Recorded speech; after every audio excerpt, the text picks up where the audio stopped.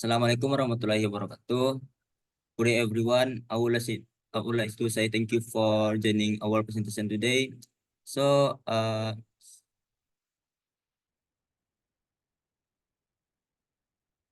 before I begin the presentation today, I would like to introduce our members first. There are Rizky Faris Novensi, that's me, and there are Firman Saleh, Tando Plita, and Triga Trilanda Putra. So, in my presentation today, it will in my presentation today, we will explain about metaphor and stylistic. So, figure in introduction, figurative language has always been a key ingredient of literary works. Philosopher, linguists, and stylisticians have continuously studied tropes, focusing primarily on metaphors, trying to understand the nature of figurative expressions. Although we understand a metaphor, but how can we make sense of all this? The study of figurative language has offered several theories, conventional and novel, to answer this question. So the next part will be explained by uh, Firman. To Firman, time is yours. Okay, thank you, Rizky. The next part is conventional and novel use of metaphor.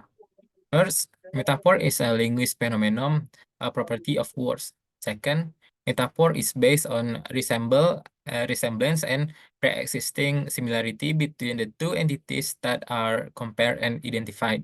Third, metaphor is used for some artistic and rhetorical purpose, primarily in literary works. And fourth, since metaphor is a conscious and deliberate use of words, people must have a special talent to use it and to use it well. As a result, metaphor can be dominant in literary works only. Next slide, please.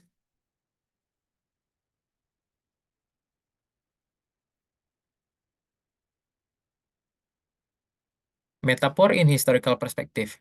Since Aristotle, the term metaphor has been widely used as the basis and name of every trope, including in metonymy and synecdoche, as Eco in 1983 in page 217 puts it, to speak of metaphor, therefore, means to speak of rhetorical activity in all its complexity. Next slide, please. Metaphor as transference. Metaphor for Aristotle in Poetics is the application of an alien name by transference.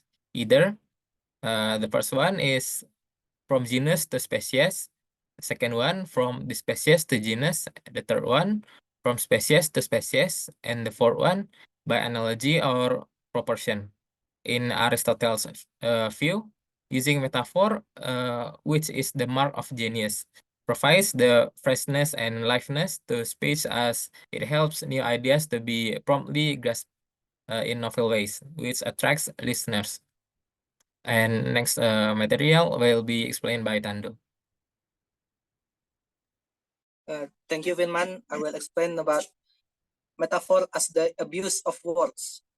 John Locke claims that figurative speech is admitted largely because wit and fancy find easier entertainment in the word than dry truth and real knowledge. But if the goal of the speaker is not pleasure and delight, but to speak of things as they are, we should be aware that the function of figurative speech is to insinuate wrong ideas, move the passions, and thereby mislead the judgment. In this way, metaphors are seen by him as perfect cheats, only belonging to the arts of fallacy and promoting error and deceit. Metaphor as a fable in brief. In the new science, Giambattista Vico says that the most luminous, necessary, and frequent trope is metaphor, which can insensate and animate things. He claims that every metaphor is a fable in brief. Pico notes that the human body and its parts as well as human sense and passions, often form phrases about inanimate things.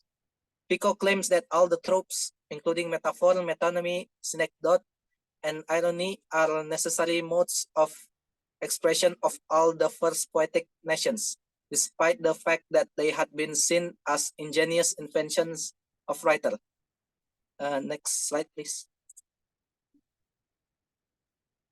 Metaphor as the relation between tenor and vehicle.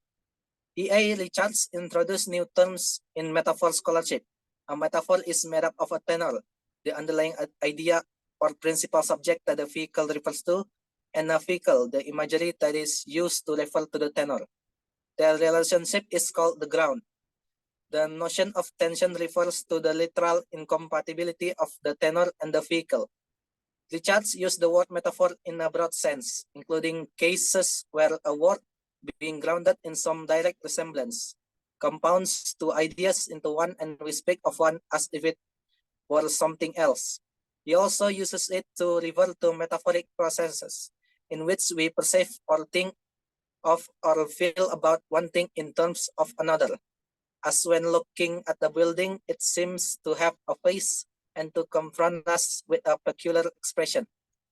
Next slide, please. Metaphor as focus and frame. Max Black developed his interaction theory of metaphor called the comparison view that is different than that substitution view. In the substitution view, the meaning of the metaphorically used word or expression could have been expressed literally. Here, metaphor is a decorative device except when it is a catchphrase, the use of word in some new sense in order to remedy a gap in the vocabulary. In the comparison view, metaphor present an underlying analogy or similarity, as opposed to interaction metaphors. Both substitution metaphor and comparison metaphors can be replaced by literal translation, with the possible exemption of catchphrases without any loss of cognitive content, although losing the vivacity of the original expression. Next slide, please. Metaphor based on similarity. Raumat Jacobson view that metaphor is linked to the similarities and metonymy is linked to contiguity. He claims that similarities, metaphor, and contiguity, metonymy are continually operative. But one's culture, personality, verbal style, and preference may determine which of the two processes are preferred in general. Jacobson adds that this is also true of any sign system, including verbal and other forms of art as well. In poetry, he says metaphor prevails in romanticism and symbolism, whereas metonymy, including synecdoche, is central to realism. Metaphor is considered to be a poetic device primarily available in poems, whereas prose usually favors the use of metonymy. The next slides will be explained by Dirga. Okay, thank you, Tando. Okay, metaphor as foregrounded deviation in literature.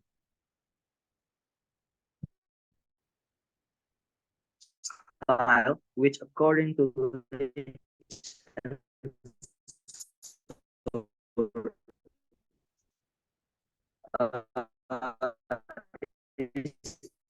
the way in which language is used in a given context by a given person. For instance, style can be relative, transparent, or parasable, or relatively opaque, where opacity means that text interpretation depends on the reader's creative imagination, age, and fanfare, considered both inventive, and that method, and as such, they are seen as a means of foregrounding. In general, the systematic norm violation of the standard is claimed to make poetry possible. Next slide, please.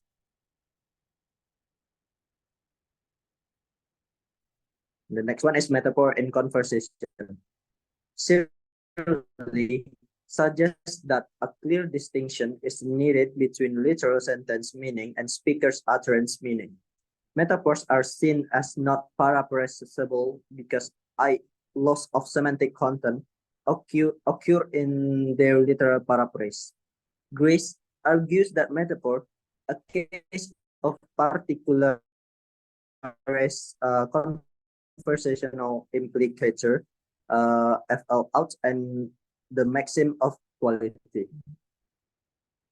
Since metaphorical utterance appear to be false when their meaning is taken literally, metaphors in sense of speaking vaguely of something else are considered to be defiant language used in context.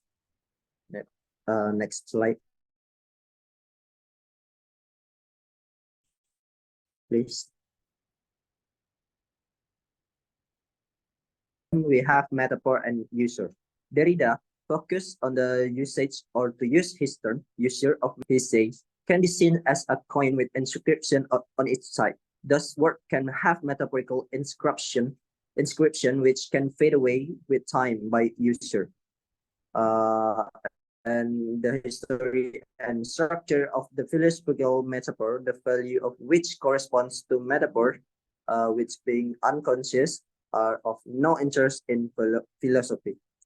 And just in case of exegesis on the reverse of coins, Derrida says that metaphor simultaneously hides and is hidden by the original meaning, which has been so much used that it is worn away.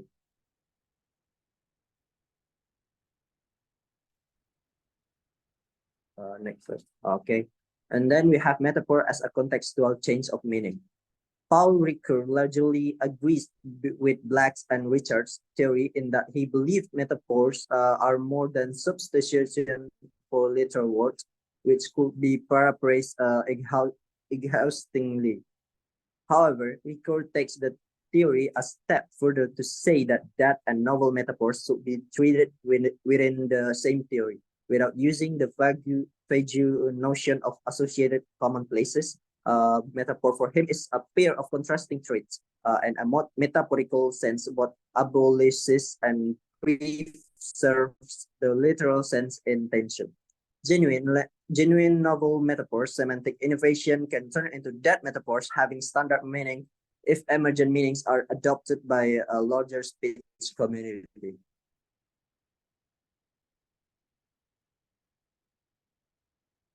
Okay, that's all for me. Back to the moderator. All right, thank you, Didga. So that brings us to the end of our presentation. But before I close the presentation, I would like to conclude that metaphor and stylistic devices are indispensable elements of language and literature, enabling writers to craft vivid and impactful works that resonate with readers on multiple levels.